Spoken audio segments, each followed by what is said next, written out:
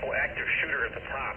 Before Buffalo police rushed to Top's Friendly Market Saturday, there was Aaron Salter, the security guard, killed as he served and protected. Aaron Salter, 55, retired Buffalo police officer. Loved electric cars. He built a lab in his garage where he spent countless hours working to develop an engine that could run on water. It's not running off of gas fuel? No, there's no gas fuel. I can't tell you how I use it. I do have a patent pending. A local inventor has discovered a way, hear this, to use water to run your car. It's a major breakthrough that will no doubt make motorists happy. And as Ralph Robinson explains, the Pentagon is also showing lots of interest in this project. It's going to be the new platform of technology when oil runs out. Are we not getting into a gas crisis right now? The biggest natural resource in the world is water. Once the engineers get a hold to this revolutionary discovery, in no time short, there will definitely be cars running on water. And bottled water will work, and tap water will work. When I show this vehicle running, I almost show people it running because, as I explained to my lawyers, it shouldn't be running. According to the experts.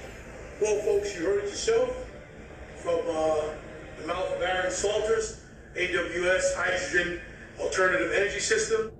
Signing out. Have a good one. We'll see you, hopefully, driving one of Aaron's new vehicles. Thank you.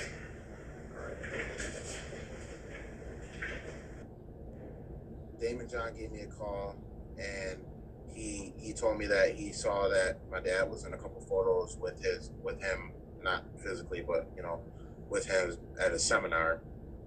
And I said, yes, my dad's a big fan of yours. We watched Shark Tank, and he was an inventor. He had an idea, and we were just talking, and he was telling me how sorry he was about what happened, and how his heart goes out to us. And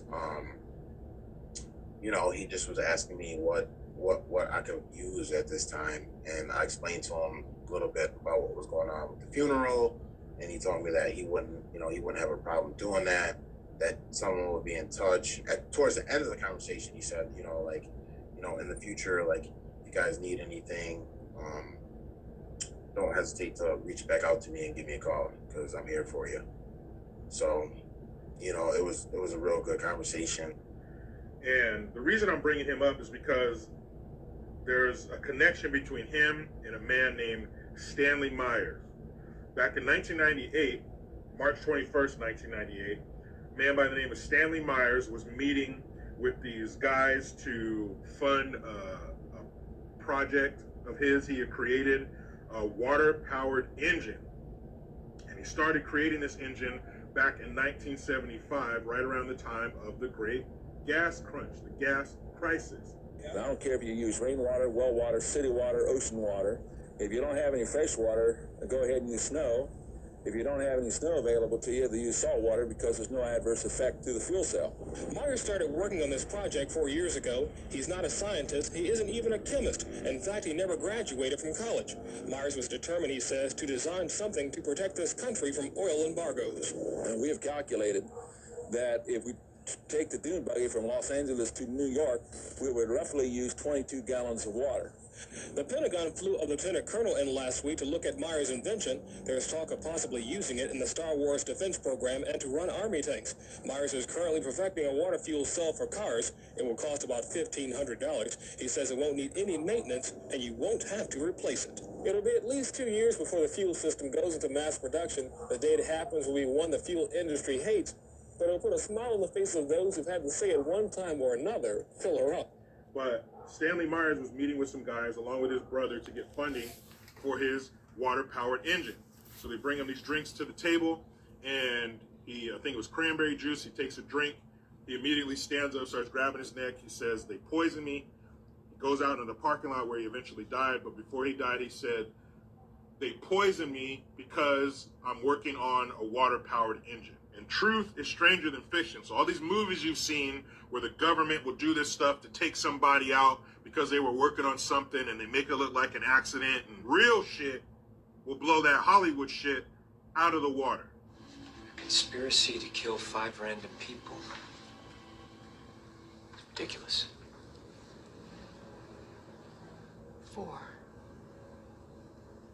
4 random people to hide one specific target.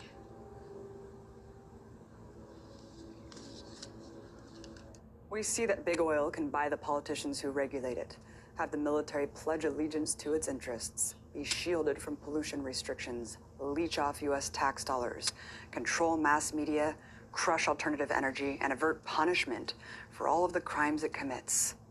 It is utterly insane that small boardrooms of self-serving billionaires are empowered to act as though the only future that exists is in their stock portfolios.